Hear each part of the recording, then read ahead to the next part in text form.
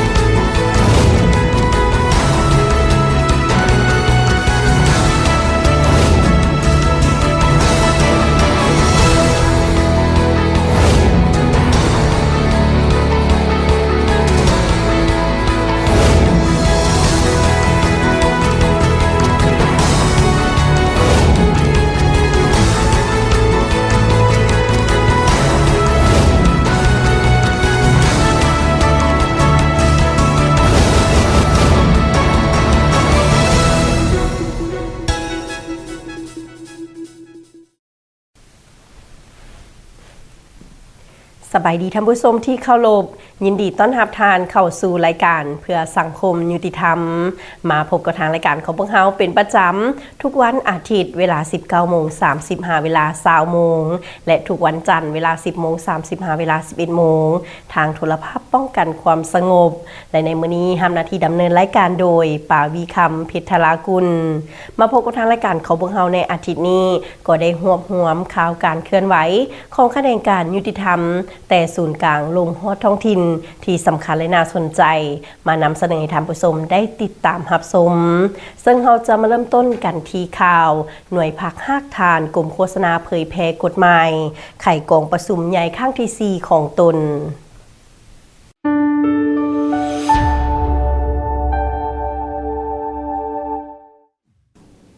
เพื่อเป็นการสรุปตีราคาคืนเกี่ยวกับการชี้นำพาการจัดตั้งปฏิบัติมติกองประชุมใหญ่ครั้งที่ 3 ระยะ 5 ปี 2019-2024 ฉะนั้นในตอนเช้าของวันที่ 4 มีนา 2025 หน่วยภาคภาคฐานกลุ่มโฆษณาเผยแพร่กฎหมายได้ไขกองประชุมใหญ่ครั้งที่ 4 ของตนขึ้นโดยการเป็นประธานของสหายนางศรีสุดาโสภาวันดีกรรมการคณะบริหารงานพรรคกระทรวงเลขาหน่วยภาคภาคฐานกลุ่มโฆษณาเผยแพร่กฎหมายเป็นเกียรติเข้าร่วมของสหายไพวีศรีบริภากรรมการศูนย์กลางพรรคเลขาคณะบริหารงานพรรคกระทรวงยุติธรรมมีสหายคณะประจำพรรคกรรมการคณะบริหารงานพรรคบรรดาสหายเลขาคณะหน่วยพรรคที่ขึ้นกับองค์คณะพรรคกระทรวงยุติธรรมแขกทึกเชิญพร้อมโดยผู้แทนสมบูรณ์และผู้ต่างหน้าจาก3องค์การจัดตั้งมหาชนเข้าร่วมอย่างพร้อมเพรียงในกองประชุมบรรดาสหายที่เข้าร่วมได้รับฟังการผ่านบทรายงานการเมืองซึ่งเสนอโดยสหายบุญล้อมดวงมาลารองเลขาหน่วยภาคภาคทานและผ่านบทสำรวจการนำพาในระยะ 5 ปีผ่านมาซึ่งเสนอโดยสหายนางศรีสุดาโสภาวันดีกรรมการคณะบริหารงานพรรคกระทรวงเลขาหน่วยภาคภาคฐานกลุ่มโฆษณาเผยแพร่กฎหมายในบทรายงานการเมืองได้สรุปตีราคาให้เห็นด้านดีด้านอ่อนและข้อคงค้างในการจัดตั้งปฏิบัติมติกองประชุมใหญ่ครั้งที่ 3ด้านอ่อนข้อคงค้างในการนำพาชี้นำของคณะหน่วยภาคในระยะ 5 ปีผ่านมาโดยเฉพาะที่ทางแผนการคาดหมายสู่โซนวางออกพร้อมกันนั้นในที่ประชุมก็ยังได้ตกลงเห็นดีเป็นเอกภาพรับรองเอาทิศทางแผนการคาดหมายสู่โซนและเวียงงานจุดสุ่มใน 5 ปีต่อหน้าของหน่วยภาคภาคฐานกรมโฆษณาเผยแพร่กฎหมาย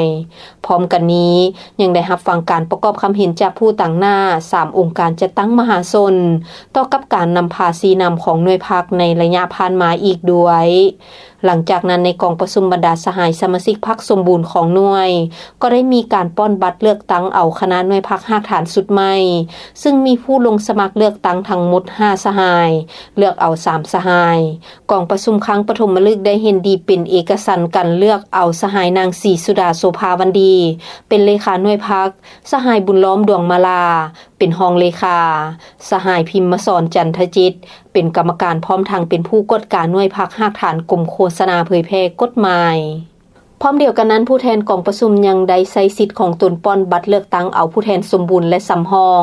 เพื่อไปเข้าร่วมกองประชุมใหญ่ครั้งที่ 6 ขององค์คณะพรรคกระทรวงยุติธรรมจำนวน12สหายสำรอง1สหาย ในตอนท้ายของกองประชุมก็ได้รับฟังการอบรมของสหายไพวีซีบัวลิภากรรมการศูนย์กลางพรรคเลขาคณะบริหารงานพรรคกระทรวงยุติธรรมก่อนอื่นก็ได้แสดงความยอชมเชยต่อผลสำเร็จที่ทางคณะหน่วยพรรคหักฐานสุดเก่าและสมาชิกพรรคทุกสหายญาติมาได้ในระยะ5ปีผ่านมาพร้อมนั้นยังได้เรียกร้องให้คณะหน่วยพรรคหักฐานสุดใหม่จงได้ยกสูงความรับผิดชอบต่อหน้าที่การเมืองของตนเอาใจใส่เฮ็ดเวียกงานศึกษาอบรมการเมืองแนวคิดสมาชิกพรรคพนักงานให้เป็นปกติและต่อเนื่องปรับปรุงแบบแผนวิธีการนำพาวิธีการเฮ็ดเวียกให้มีความเป็นเอกภาพและโรงเรียนตั้งหน้าเสริมขยายมูลเสื้ออันดีงามของหน่วยพรรคผ่านขยายมติกองประชุมใหญ่ครั้งที่4ของตนมาเป็นแผนงานแผนการและโครงการแล้วจัดตั้งปฏิบัติให้ได้รับผลสำเร็จตามจุดประสงค์และระดับคาดหมายที่กำหนดไว้ให้ปรากฏผลเป็นจริงจากข่าวศูนย์กลางเขาจะไปต่อกันที่ข่าวท้องถิ่นหัวหน้าแผนกยุติธรรมแขวงหลวงน้ำทาลงเคลื่อนไหวสุกยูเบียกงานยุติธรรมหักฐานอยู่เมืองนาเล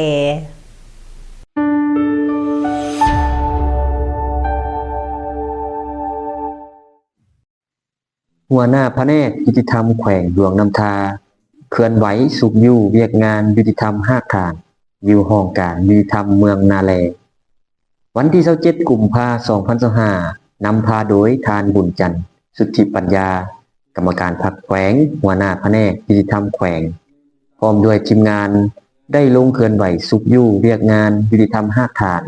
อยู่ห้องการยุติธรรมเมืองนาเลโดยให้การต้อนรับของทานบัวเงินดวงประเสริฐกรรมการพรรคเมืองหัวหน้าห้องการยุติธรรมเมืองพร้อมด้วยพนักงานราชการ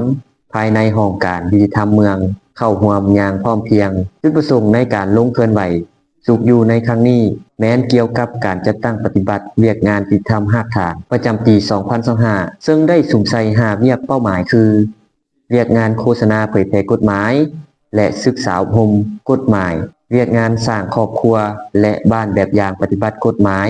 เวียกงานไกลเกลี่ยข้อขัดแย้งขันบ้านเวียกงานยุติธรรมเด็กและเวียกงานสร้างบุคลากรกฎหมายให้ได้ตามระดับคาดหมายที่วางไว้ทานบัวเงินดวงประเสริฐกรรมการพรรคเมืองหัวหน้าห้องการยุติธรรมเมืองก็ได้รายงานโดยย่อเกี่ยวกับการจัดตั้งปฏิบัติหน้าที่เวียกงานรอบด้านของห้องการยุติธรรมเมืองใน1ปีและวางทิศทางแผนการประจำปี 2025มีข้อสะดวกข้อยุ่งยากด้านดีและผลงานในการจัดตั้งปฏิบัติหน้าที่เวียกงานแต่ละด้านในระยะผ่านมานอกจากนั้นยังได้รับฟังการรายงานเวียกงานของแต่ละหน่วยงานภายในห้องการยุติธรรมเมืองตื่มอีกจากนั้นต่างหน้าแต่ละแขนงการภายในแผนกยุติธรรมก็ได้พัดเปลี่ยนกันมีคำเห็นชี้แจงอธิบายแลกเปลี่ยนบทเรียนนำกันอย่างกุ่งไปกุ่งมาด้วยบรรยากาศพดฟื้นตามหน้าเวียกของตนที่ได้รับผิดชอบด้วยความรับผิดชอบสูงพร้อมนั้นยังได้มอบรถจักร1คันให้ห้องการยุติธรรมเมืองเพื่อนำใช้เข้าในเวียกงานวิชาเฉพาะให้เกิดผลประโยชน์สูงสุดตอนท้ายทานบุญจันทร์สุทธิปัญญากรรมการพรรคแขวงหัวหน้าแผนกยุติธรรมแขวงได้แสดงความยอชมเชยต่อผลงานของห้องการยุติธรรมเมืองที่ญาติมาได้ในระยะผ่านมาได้เน้นหนักให้เอาใจใส่ศึกษาอบรมการเมืองแนวคิดสร้างความสามัคคีภายในให้มีความหนักแน่นเข้มแข็งสืบต่อปฏิบัติพระบทบาทที่ตนรับผิดชอบให้มีบาทก้าวขยายตัวและนำเอากฎหมายที่นอนอยู่ในความรับผิดชอบของตนลงไปเผยแพร่ให้พนักงานราชการประชาชนบรรดาเผ่าทั่วสังคมภายในเมืองของตนได้รับรู้และเข้าใจต่อกฎหมายหลายขึ้นเพื่อเป็นการต้านกฎการย่อท่อที่จะเกิดขึ้นในสังคมให้ลดน้อยถอยลงทั้งนี้ก็เพื่อเป็นการประกอบส่วนในการคุ้มครองรัฐคุ้มครองสังคมด้วยกฎหมายเทื่อละก้าวเราจะไปต่อกันที่ข่าวกองปฏิบัติคำตัดสินของศาลและแผนกทรัพยากรธรรมชาติและสิ่งแวดล้อมแขวงเวียงจันทน์ลงนามบทบันทึกร่วมกันในตอนเช้าของที่25กุมภาพันธ์2025อยู่ที่ห้องประชุมของแผนกยุติธรรมแขวงเวียงจันทน์ได้มีพิธีลงนามบทบันทึกร่วมระหว่างกองปฏิบัติคำตัดสินของศาลประจำแขวงเวียงจันทน์และแผนกทรัพยากรธรรมชาติและสิ่งแวดล้อมแขวงเวียงจันทน์ว่าด้วยกลไกประสานงานในการปฏิบัติคำตัดสินของศาลโดยการเป็นประธานร่วมของทานแสงประจันทร์วงโพทอง หัวหน้ากองปฏิบัติคำตัดสินของศาลประจำแขวงเวียงจันทน์และท่านปริเอกบุญพระจันทร์บุญทลาห้องหัวหน้าแผนกทรัพยากรธรรมชาติและสิ่งแวดล้อมแขวงเวียงจันทน์เขาร่วมมีหัวหน้าห้องหัวหน้าคะแนนพร้อมด้วยพนักงานวิชาการของ2ภาคส่วนเข้าร่วมทั้งหมดจำนวน21ทานหญิง3ทานจุดประสงค์ในการสร้างบทบันทึกร่วมดังกล่าวเพื่อเป็นการจัดตั้งพันขยายเนื้อในความรับผิดชอบของแขนงการทรัพยากรธรรมชาติและสิ่งแวดล้อมในมาตรา92ของกฎหมายว่าด้วยการปฏิบัติคำตัดสินของศาลฉบับปรับปรุงและคำแนะนำของกระทรวงทรัพยากรธรรมชาติและสิ่งแวดล้อมฉบับเลขที่5047/กสศลงวันที่6พฤศจิกายน2020เกี่ยวกับการออกใบตาดินให้แก่บุคคลนิติบุคคลตามคำตัดสินของศาลที่ใช้ได้อย่างเด็ดขาดเข้าสู่การจัดตั้งปฏิบัติตัวจริงโดยเฉพาะแม้นการสร้างเงื่อนไขอำนวยความสะดวกให้แก่กองปฏิบัติคำตัดสินของศาลประจำแขวงเวียงจันทน์และแผนกทรัพยากรธรรมชาติและสิ่งแวดล้อมแขวงเวียงจันทน์ได้เคลื่อนไหวตามพระบทบาทขอบเขตสิทธิและหน้าที่ของแต่ละภาคส่วนให้ถูกต้องสอดคล้องตามกฎหมายแนใส่ให้การปฏิบัติคำตัดสินของศาลได้รับการจัดตั้งปฏิบัติถูกต้องว่องไวเข้มงวดและเป็นเอกภาพในขอบเขตทั่วแขวงเวียงจันทน์หลังจากนั้นก็ได้มีการลงนามบทบันทึกร่วมระหว่างท่านแสงประจันทร์วงศ์โพทองหัวหน้ากองปฏิบัติคำตัดสินของศาลประจำแขวงเวียงจันทน์และท่านปริเอกบุญพระจันทร์บุญทลาห้องหัวหน้าแผนกทรัพยากรธรรมชาติและสิ่งแวดล้อมแขวงเวียงจันทน์โดยซ่องหน้าพนักงานทั้ง2ภาคส่วนร่วมเป็นสักขีพยานท่านผู้ชมที่ผ่านไปนั้นก็เมนข่าวการเคลื่อนไหวของแขนงการยุติธรรมแต่ศูนย์กลางลงฮอดท้องถิ่นให้ท่านผู้ชมได้รับชมประจำอาทิตย์นี้ส่วนระยะหน้าจะให้ท่านผู้ชมได้รับชมละครสั้นที่มีเนื้อในเกี่ยวกับกฎหมายซึ่งว่าจะเป็นแนวใดนั้นต้องติดตามรับชมในระยะหน้าแต่ตอนนี้พักก่อน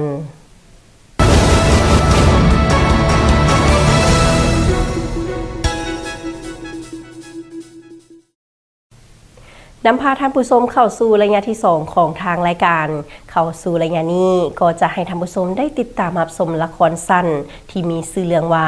ลุงกลลวงซึ่งว่าละครเรื่องดังกล่าวจะเป็นคือแนวใดขอเชิญมาตรฐานติดตามรับชม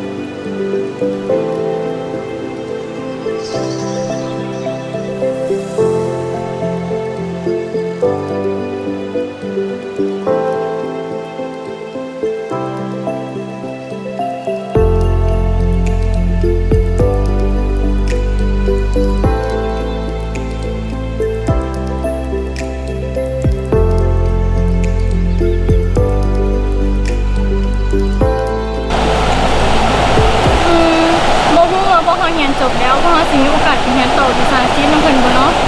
เนาะเฮาก็ฝึกอยู่แต่ว่าการทำเรียนทุกมื้อนี้ก็ต้องได้ใช้เงินหลายขนาดว่าซื้ออยู่ซื้อกินทุกมื้อนี้ก็ยังยากล่ะยังมีเครื่องใช้ของสอยพวกเครื่องนุ่งอีกหลายอย่างเด้พวกนี้ของเขาก็พักจัก3เดือนเขาว่าจะช่วยไม่เรียนอยู่ในเมืองหินทองพอได้เงินได้คำมากินเสือเคยเรียนพอกับแม่น้องเขาก็หลายคนที่ต้นพอกับแม่นะแน่นๆถ้าก็ว่าเป็นความคิดที่ดีได้ฉันก็เบิ่งตัวจริงถ้ามีโอกาสพวกเฮาไปต้องเรียกเฮ็ดหารายได้เพิ่มกว่าดีด้านกับงานแป๊บตกเลยได้แป๊บ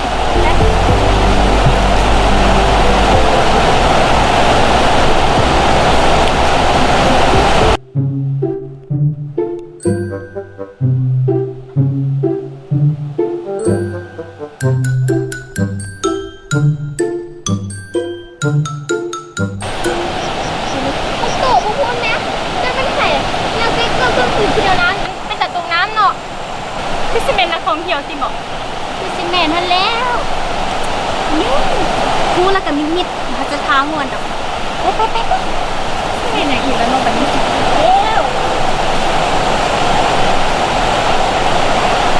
อ้ายมื้อนี้อากาศจะแม่นดีเนาะโกบว่าบ่โกบเม่นเจ๊อากาศสดใสเนาะมื้อนี้นะเหมาะแก่การมาท่องเที่ยวเนาะเหมาะสมเลยแท้แล้วก็เข้ามาไกลแก่ใจว่าเนาะคักอากาศได้ดี ดีเจ๊ทัวงามให้งามปั่นว่านางฟ้าเลยเนาะ โอ้ยมาสร้างว่าแท้ล่ะเอ้ยน่ะหูโตดีเด้ว่าเอ้ยน่ะต้องผู้งามมาแต่เกิดเป็นตัว ก็อยากงามกว่านี่บอกมีวิธีใด ดีพอ นี่เจ้าผู้บอกว่าน้ำในห่วยเนี่ยมันดีใดมันมีชีวิตชีวานี่ปลอดสารพิษอีกตามดีเอาดินน้ำห่วยนี่นะมาพอกน้ำตัวน้ำตรงน้ำป่านโยกฝ่ายเพื่อ โกบสาให้อย่างเราไปเอาดินมาพอกไปไว้มันสิอีวะเจ๊เสียแบบนี้สิล่ะ เขาเป็นยังเดี๋ยวเขาจะจัดการเองเรื่องนี้น่ะจะได้งามจัดการอีกครั้งครับแป๊บนึงเด้อ ไปที่หลังไปมาลองดูดิแบบงามแบบนี้แล้วโกบงามแบบนี้ได้แท้ผิวทันค่อยแบบนี้คลองใสได้แท้แบบนี้เนี่ยสมกันนะ เรียกอย่างนี้กัน เรียกอย่างนี้ มาแล้วมา ที่ใส่ แต่ไม่เจ้าจะ โกบหาได้ไหมโกบจะได้ใส่แบบนี้บันนี้พองใส่ได้เจงามเป็นยองไฟมันแหละงามใช่เนาะเขาใส่บันยามพี่น้องได้บันนี้เนาะ งานเยอะค่ะตึกเงา เหมาะสมกับการมาท่องเที่ยวสุดนี้ได้โกบอุ้ยกำไรไม่เจเนาะในทางเที่ยวงามในทางที่สมธรรมชาติลูกโกบจะได้เนียนโก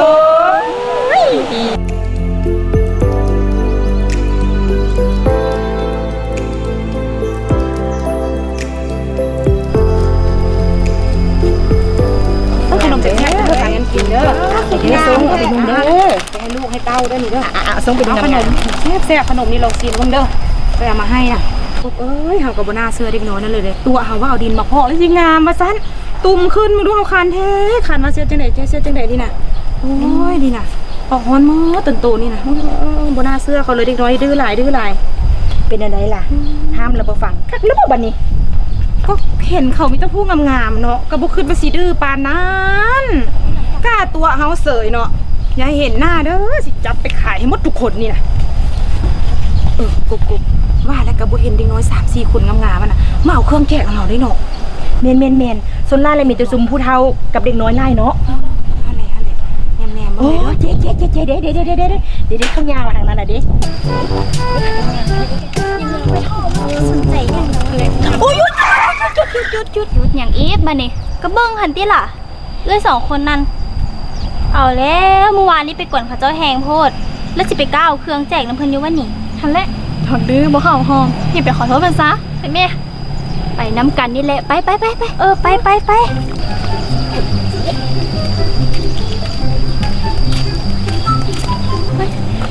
สบายดีโอ้ยเขาขอโทษหนูไว้2 คนหลายๆเด้อเรื่องเมื่อวานนี้เขาไปตั้งใจอีหลี โอ้พวกเกานี่นะตัวค่อยนี่นะเบิ่งดูนี่นะพื้นขึ้นเต็มนี่นะโอ้ยเนาะดื้อไรพวกเจ้านี่นะเป้าหมายใจเย็นเอ้ยพวกเจ้ามีแต่ผู้งามๆแล้วน่ะแล้วได้ผิวพรรณพองใสแล้วที่อาภาพประกันเทศจังไรนี่นะโอ้ยงามหลายสนใจไปเฮ็ดเวียกอยู่ในเมืองบ่สักงานสบายเลยไปบ่เดี๋ยวบ่แถมได้เงินดีอีกเดี๋ยวบ่ จะไปเฮ็ดเวียกหยังล่ะ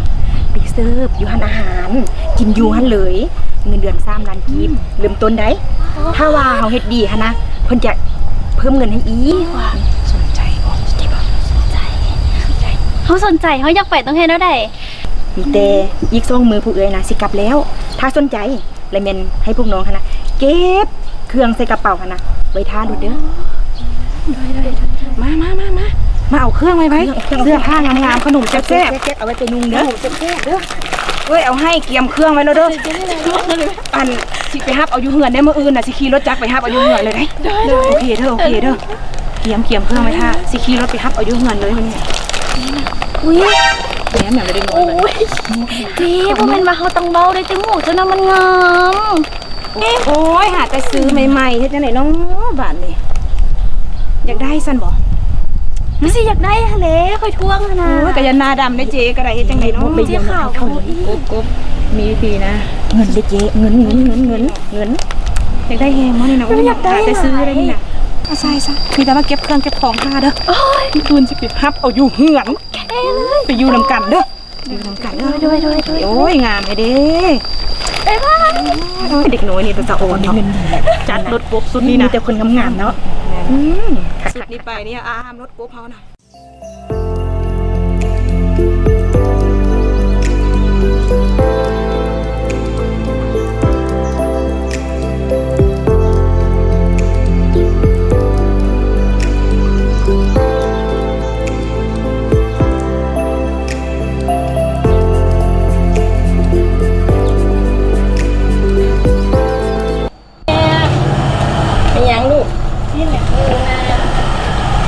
จักดอกนะลูกเขาเป็นผักกาด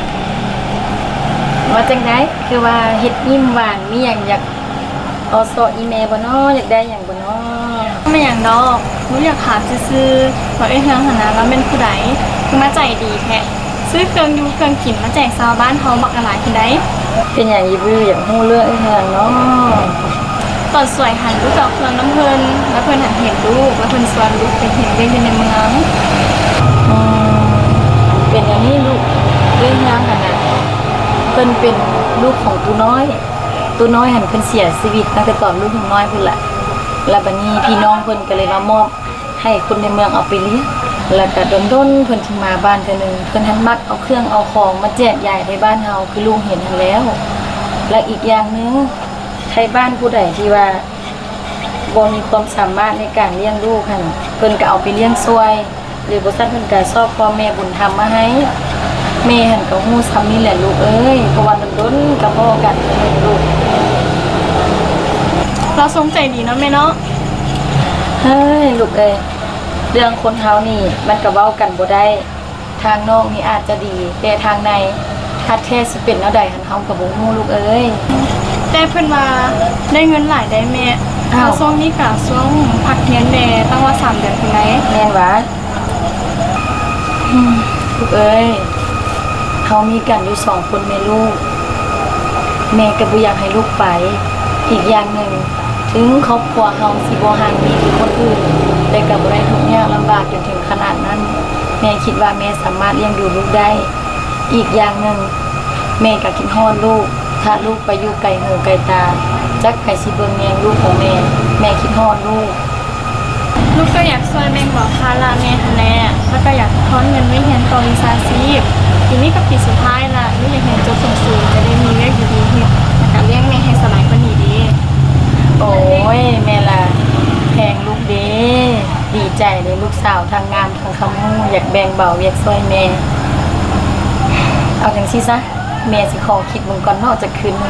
งเป็นจังได๋ล่ะแม่สิตอบลูกแม่ว่าเฮามาเมียนกันซะเนาะเมียนคิดตอบเนี่ยลูกมันค่ำละย่านยุงกัดลูกกัดได้ลูกเบิ่งแขนเบิ่งขาได้เอาเก็บเข้าไปในงานช่วยแม่นอน2แม่ลูกเฮาค่ำละ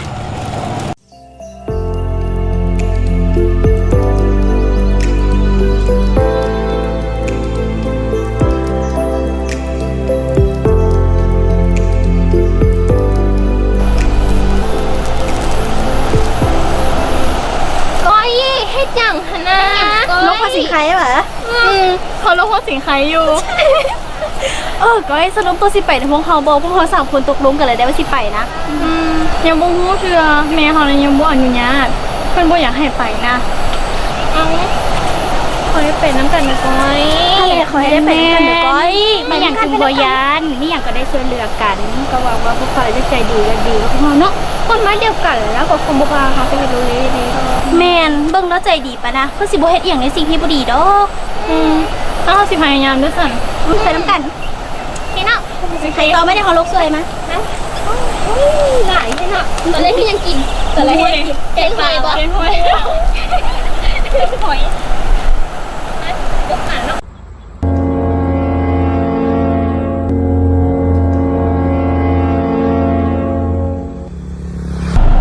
เห็นบ่โคกเมื่อบ้านสุดนี่นะคุ้มค่าแท้ๆกับการไปแจกเครื่องของเฮาเบิ่งสินค้า 3-4 คนรวยเฮาบ่นี่นะพร้อมฟันอยู่แท้หยังจัดแล้วเด้อ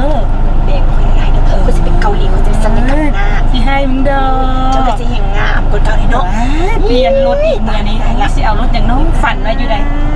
เปลี่ยนรถแล้วไปเลยได้สุนี่เปลี่ยนรถเลยค่อยได้ค่อยคุ้มค่าเด้อก็สิให้เมื่อย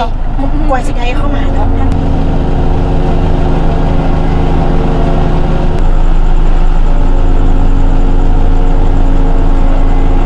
เป็นใจใสตื่นพ่อเขาใส่แล้วนี่นะทางเป็นแต่ย้านแท้ ใส่ตื่นมาเสร็จแล้วนี่ บูฮู้คือกัน แต่ฮู้สึกใจบ่ดีนะเด้อบุแหละ ถ้าคือเป็นในย่านแท้ เป็นจังไดบัดนี้ขอให้บุญรักษาพระคุ้มครองเด้อสาธุ จุ๊บไหนแล้ววันนี้เขาเจ้าว่าเฮ็ดอย่างที่บ่แล้วกลายเป็นคนดีขนาดนั้น มึงดูเขาใส่แล้วนะ ทางมันคือเลิกเข่าบัดนี้ มันค่ำแล้วได้เฮ็ดจังได๋แล้วบัดนี้ก็เข้ามาเฮามาใส่นี่นะ มันบ่เป็นอย่างที่บ่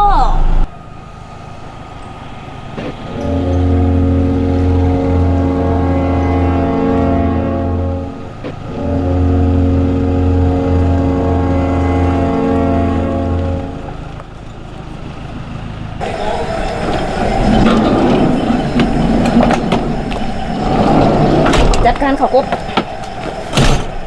พอแล้วลงมาสิเบิ่งหยังเขียวลงยางไปลงพอแล้วลงมา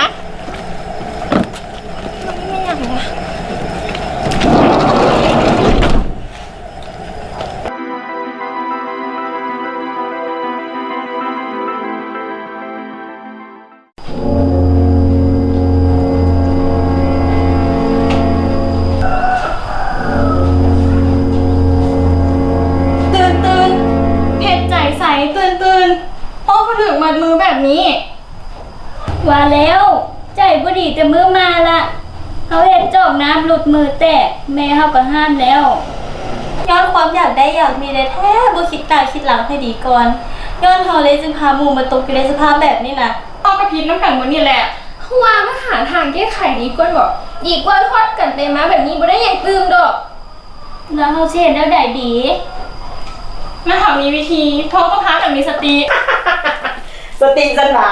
ถ้ามีสติ ก็คือจะบ่ลงกลลวงถึกลองมาใครกันดอก ฮะ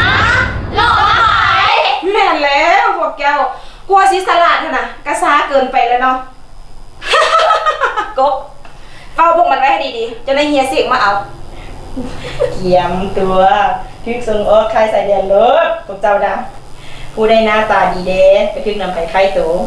ถ้าผู้ได้หน้าตาขี้ร้ายก็ทึกนำค่ายเอาไปยาบะให้ผู้ที่มีเงินต้องการซื้อ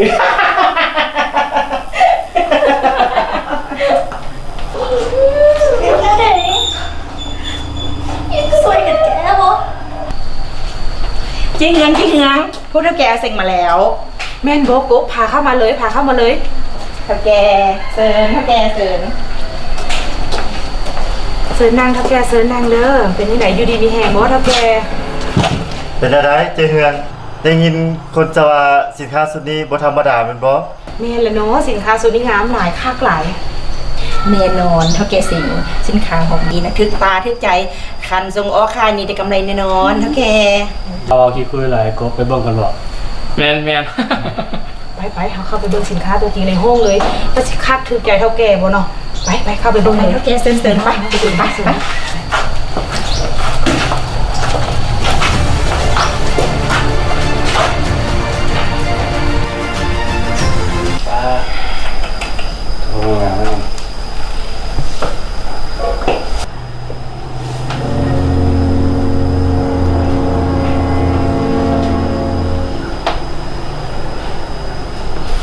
ขอโทษบ่ธรรมดาสมคำที่คุยบ่คุย แม่นแล้วงานนี้เฮียได้กำไรงามๆเคยกบว่าแท้ เอารถออกเก่ง โดยเฮีย โอ้เฮียเสียงเธอนี่ขอเพิ่มไป2เท่าเลยสินค้าสุดนี้สู้สิหามาได้นะยากลำบากแสนเข็ญดีนะเฮียเสียง สินค้าดีแบบนี้ยินดีเพิ่มให้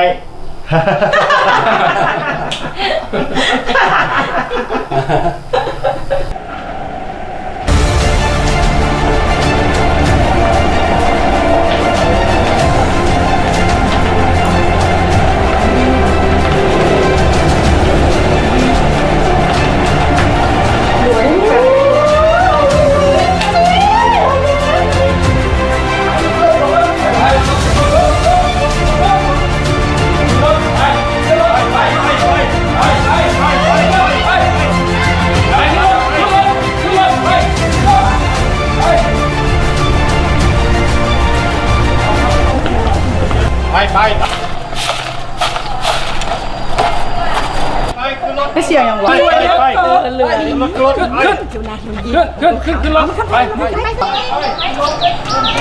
ก็มีเด็กน้อยให้เดี๋ยวเอารถตู้ขอจากเด็กน้อยไปใส่ก็โทรหาเจ้าหน้าที่ก่อนฮัลโหลอันนี้เป็นตำรวจเหรอเดี๋ยวนี้เงื่อนทุกข้างเงื่อนเขาเอ็ดอย่างนี้เสียงเด็กน้อยเขากำลังดึงเด็กน้อยดึงผู้หญิงอย่างขึ้นรถตู้มีรถตู้รถอย่างเดียวเสียงให้ยาวๆอยู่ขนาดโดยเชื่อมาเด้อตัวเห็นเขาเจ้าให้เศร้าๆอยู่ขนาดนั้นหยุด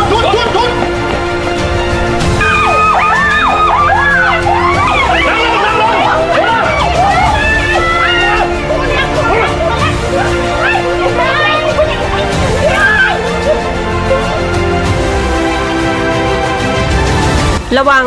ท่านอาจตกเป็นเหยื่อของขบวนการค้ามนุษย์ซึ่งจะมาในหลายรูปแบบก็เป็นได้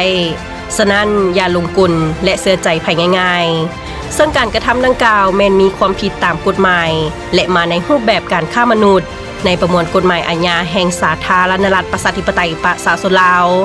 มาตรา215การค้ามนุษย์บุคคลใดหากได้ขายคนจะถูกลงโทษตัดอิสรภาพแต่5 ปี50 ปีและจะถูกปรับใหม่แต่30 ล้านกีบ70 ล้านกีบในกรณีมีการขายแต่2 คนขึ้นไปจะถูกลงโทษตัดอิสรภาพแต่10 ปี20 ปีและจะถูกปรับใหม่แต่50 ล้านกีบ100 ล้านกีบผู้ซื้อก็จะถูกลงโทษในสถานเดียวกันความพยายามก่อการกระทำผิดก็จะถูกลงโทษ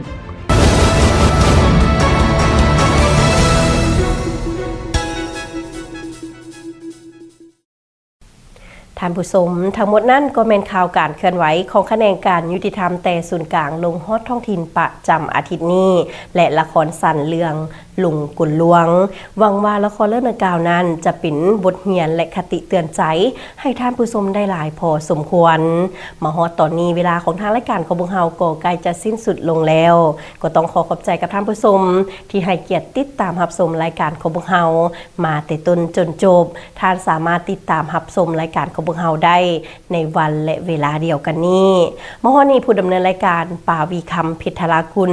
พร้อมด้วยทีมงานขอลาท่านผู้ชมไปก่อนพบกันใหม่สบายดี